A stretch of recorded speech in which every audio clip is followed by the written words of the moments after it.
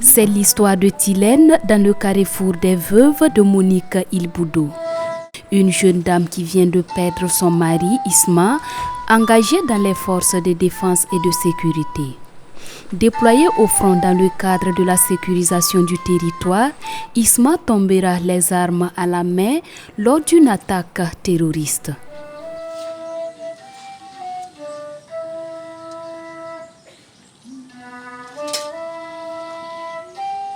La douleur de Tylène est insoutenable, mais elle reprend courage et décide de créer une association pour venir en aide aux femmes qui sont dans la même situation.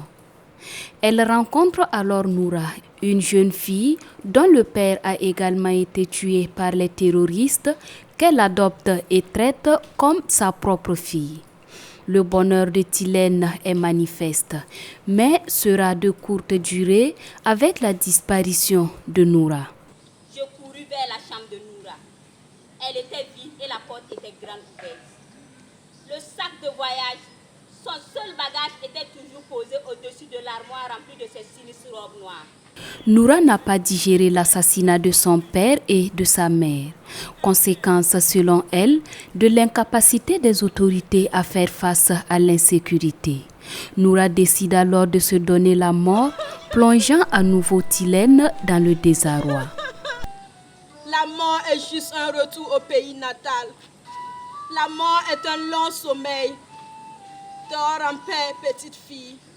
On se reverra. Plaise à Dieu.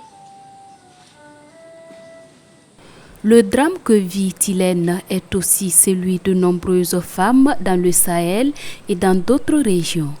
Et c'est ce qu'a voulu faire ressortir l'initiateur de la lecture théâtralisée. On a trouvé déjà que la thématique allait avec la situation actuelle de notre pays. Puisque vous savez, l'œuvre parle du terrorisme, des affres du terrorisme, de l'élite terroriste dans notre pays. Nous avons pensé qu'on allait faire une pierre deux coups. Voilà, amener les gens à la lecture et en même temps partager aussi, rappeler aux gens aussi ce problème qu'on est en train de traverser dans le pays. Voilà. Il ne faut pas qu'on dorme et tranquillement pensant que ça n'arrive qu'aux autres, mais tout le monde est touché d'une façon ou d'une autre. Captivé par la scène, le public en a tiré bien des leçons. C'était tellement intéressant ce moment et puis c'était tellement enrichissant, c'est le mot. Et moi je pense que la lecture théâtralisée, il n'y a rien de mieux pour faire connaître un texte.